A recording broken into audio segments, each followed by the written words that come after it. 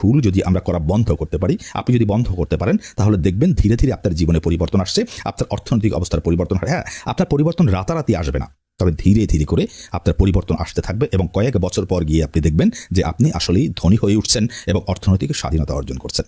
আমরা অক্লান্ত পরিশ্রম করি যেন আমাদের পরিবার নিয়ে আমরা আগের চেয়েও একটু বেটার কন্ডিশনে থাকতে পারি, কিন্তু শত চেষ্টা করার পরও দেখা যায় যে আমাদের মধ্যে অধিকাংশ মানুষেরই অর্থনৈতিক অবস্থার তেমন কোনো পরিবর্তন ঘটে না, বরং আমাদের অভাব, আমাদের টানাটানি এটি যেন দিনকে দিন আরও প্রকট হতে থাকে। কিন্তু কথা হলো, কেন আমরা এত চেষ্টা করার পরও আমাদের পরিস্থিতির পরিবর্তন আমরা করতে পারি না? এর পিছনে কারণ কি? দেখুন, এর পিছনে রয়েছে কতগুলো মৌলিক কারণ, কতগুলো কমন এমন ভুল রয়েছে যে ভুলগুলো আমরা প্রায় প্রত্যেকে করে থাকি। আর এই ভুলগুলো করার কারণেই আমরা শত চেষ্টা করেও আমাদের অর্থনৈতিক অবস্থার আমরা উন্নতি ঘটাতে পারি না। আমরা মনে করে থাকি যে আমাদের ইনকামই হলো মূল সমস্যা, আমাদের ইনকাম কম, তাই আমরা আমাদের পরিস্থিতির উন্নতি ঘটাতে পারি না, আমাদের কোনো পরিবর্তন হয় না। আমাদের ধারণা হলো আমাদের ইনকাম বাড়লে আমাদের এই অবস্থার উন্নতি ঘটবে, আমরা আগের চেয়ে ভালো থাকবো। কিন্তু আপনাদের এই ধারণাটি একটি মারাত্মক ভ্রম বা হ্যালুসিনেশন। কিভাবে? দেখুন, যেমন যে 20,000 টাকা বেতন পায় তার হয়তো একটি স্মার্ট টিভির কিস্তি রয়েছে মাসে। আপনি 30,000 টাকা পাচ্ছেন, আপনার হয়তো একটি এসির কিস্তি রয়েছে মাসে। যে 50,000 টাকা পাচ্ছে তার হয়তোবা একটি কার লোন রয়েছে, গাড়ির লোন রয়েছে। আবার যে 1 লাখ টাকা বেতন পাচ্ছে তার হয়তোবা হোম লোন রয়েছে। তাহলে কি দাঁড়ালো? আপনি যদি গভীরভাবে খুব কাছ থেকে দেখেন, দেখবেন যে প্রত্যেকেরই লোন রয়েছে, প্রত্যেকেই টানাটানির মধ্য থেকে দিনাতি পাতা করছে, অর্থাৎ কেউ বলতে গেলে কিন্তু আসলে ভালো নেই। কিন্তু এখন কথা হলো, যদি আপনি অধিকাংশ মানুষের কাছে জিজ্ঞাসা করেন যে ভাই আপনার সেভিংস আছে, বলবে যে না ভাই আমার সেভিংস নেই। তাহলে আপনি যদি বলেন যে আপনি কেন সেভিংস বা সঞ্চয় করছেন না, তখন তার জবাব হবে যে আমার ইনকাম আর একটু বাড়ুক তারপর আমি সঞ্চয় করব। এটি একটি মারাত্মক ভ্রম বা হ্যালুসিনেশন। আপনার ইনকাম বাড়লে আপনি সেভিংস করবেন, এটি কোনোদিনই সম্ভব হবে না। কারণ আপনার ইনকাম যেমন বাড়বে তার সাথে পাল্লা দিয়ে বাড়বে আপনার খরচের বহরও।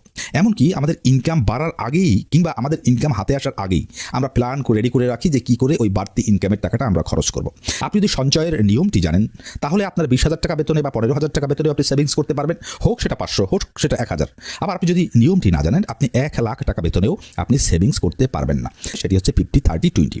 আপনাকে জাস্ট এই 50-30-20 রুলটি ফলো করতে হবে। আপনি আপনার ইনকামের 50% টাকা দিয়ে আপনার নিড বা জরুরি চাহিদা যেগুলো রয়েছে সেগুলো পূরণ করবেন। নিড কোনগুলো? আপনাকে চাল কিনতে হয়, আপনাকে তেল কিনতে হয়, ডাল কিনতে হয়, আপনাকে চিকিৎসা করতে হয়, আপনাকে বিদ্যুৎ বিল দিতে হয়, আপনাকে বাসা ভাড়া দিতে হয়। এগুলো হচ্ছে জরুরি প্রয়োজন, অর্থাৎ যা না হলে আপনার জীবন অচল হয়ে যেতে পারে। আপনি আপনার ইনকামের 50% টাকা দিয়ে এগুলো পূরণ করবেন। 30% টাকা দিয়ে আপনি আপনার বেতন বা ইনকামের আপনি আপনার মানসিক চাহিদা বা ওয়ান্ট এটি পূরণ করবেন। মানসিক চাহিদা বা ওয়ান্ট কোনগুলো? যেমন আপনাকে পরিবারের জন্য পোশাক আশাক ক্রয় করতে হতে পারে, আপনি আপনার পরিবারকে কোথাও ঘুরতে নিয়ে যেতে পারেন, বাইরে থেকে ভালো মন্দ এনে খাওয়াতে পারেন, আপনি সামাজিক কোনো অনুষ্ঠানে নিমন্ত্রণ পেতে পারেন, সেখানে আপনাকে গিফট দিতে হতে পারে, আপনার বাসায় গেস্ট আসতে পারে, আপনাকে আপ্যায়ন করতে হতে পারে। এই ধরনের মানসিক চাহিদা যেগুলো রয়েছে, যেগুলো না হলেও আমাদের চলে, কিন্তু আমাদের মেন্টাল হেলথের জন্য যেগুলোরও প্রয়োজন রয়েছে, এই জাতীয় চাহিদাগুলো আপনি আপনার ইনকামের 30% টাকা দিয়ে পূরণ করবেন। তাহলে আপনার ইনকামের বা বেতনের 50-30 অর্থাৎ 80% টাকা এই দুই খাতে চলে গেল। বাদ বাকি যে 20% টাকা থাকবে এটিই হবে মূলত আপনার সেভিংস অর্থাৎ সঞ্চয়। দেখুন, সারা পৃথিবীতে এই রুলটি ফলো করা হয়। আপনি আপনার বেতন বা ইনকামের টাকা হাতে পাওয়ার সাথে সাথে এই 20% টাকাকে সবার আগে আলাদা করে রাখবেন। যদি এটি করতে পারেন তাহলে ধীরে ধীরে আপনার সঞ্চয় গড়ে উঠবে। আপনি একটি সময়ে এই যে অভাব টানাটানির যে বৃত্ত রয়েছে, মধ্যবিত্তের বৃত্ত, এখান থেকে আপনি বের হয়ে যাবেন এবং ধীরে ধীরে আপনি অর্থনৈতিক স্বাধীনতা অর্জন করবেন। এখন দেখুন, আপনি যদি প্রতি মাসে বেতন পান 30,000 টাকা, সেখান থেকে যদি আপনার 8 থেকে 10,000 টাকাই চলে যায় আপনার ইএমআই বা কিস্তিতে, আপনি কি করে সেভিংস করবেন, কি করে আপনার সংসার পরিচালনা করবেন? এরকম ইএমআইতে জড়িয়ে যাওয়ার ফলে কিন্তু দেখা যায় আপনার সেভিংস দাঁড়ায় না, আপনার ইনভেস্টমেন্টে দাঁড়ায় না, বরং আপনার সংসার চালাতেই কষ্ট হয়। আর এক বা একাধিক ইএমআই আরও বেশি ইএমআইকে ডেকে নিয়ে আসে, আরও বেশি লোনকে আপনার কাছে ডেকে নিয়ে আসে, অর্থাৎ এই ইএমআই শোধ করতে এক লোন থেকে আপনি আর এক লোনে জড়িয়ে যান। সুতরাং এই যে ইএমআইতে জড়িয়ে যাওয়া, এই ইএমআইতে জড়িয়ে যাওয়ার কারণেই কিন্তু আমরা অনেক সময় অনেক মানুষ দেখবেন তাদের এই অভাব টানাটানির জীবন থেকে আর বের হতে পারে না। তাই যদি এই জীবন থেকে আপনি বের হতে চান, তাহলে দয়া করে এই ইএমআইয়ের জীবন, এই কিস্তির জীবন থেকে দূরে থাকুন। যদি আপনার থেকে থাকে তাহলে যত দ্রুত সম্ভব সেই কিস্তি বা ইএমআই পরিশোধ করার চেষ্টা করুন। আর মনের ভুলেও দ্বিতীয়বার আপনি এই পথে যাবেন না। যদি আপনার কোনো কিছু কেনার সামর্থ্য নগদে থাকে তাহলেই আপনি কিনবেন, আর যদি না থাকে অন্যকে দেখানোর জন্য লোন নিয়ে কিস্তিতে জিনিসপত্র কিনে বড়লোকি বা ফুটানি দেখাবার কোনো প্রয়োজন নেই। কারণ আপনি বড়লোকি আর ফুটানি দেখাতে গেলে আপনি কোনোদিনই জীবনে ধনী হতে পারবেন না। ব্যবসা থেকে আমরা ফিরে কি করি? ঘন্টার পর ঘন্টা আমাদের বন্ধুদের সাথে আমরা আড্ডা দিই, চায়ের দোকানে বসে আমরা রাজনীতি নিয়ে গাল গল্প আলাপ আলোচনা করি, আবার ঘন্টার পর ঘন্টা আমরা মোবাইলে কাটিয়ে দিই, আমরা রিলস দেখতে থাকি একের পর এক, আমরা নেটফ্লিক্স দেখতে থাকি। এখন যদি এই জাতীয় লোকদেরকে আপনি বলেন যে ভাই আপনি এই সময়টি কেন অপচয় করছেন, তখন সে একটি কমন অজুহাত দেবে। কি অজুহাত দেবে জানেন? যে আমি সারাদিন পরিশ্রম করেছি, আমার মেন্টাল একটা রিক্রিয়েশনের বা বিনোদনেরও দরকার রয়েছে। দেখুন, এটি একটি মারাত্মক ভ্রম বা ভুল। কারণ আজকে যদি আপনি এই আনপ্রোডাক্টিভ খাতে সময় দেন না, আগামী দিনে আপনার জন্য এমন এমন দিন সামনে অপেক্ষা করছে যখন কিন্তু আপনি আর এই অপচয়ে সময় দেওয়ার এই সব কাজে সময় দেওয়ার সময় পাবেন না, বরং দুশ্চিন্তায় আপনার রাতে ঘুম হবে না।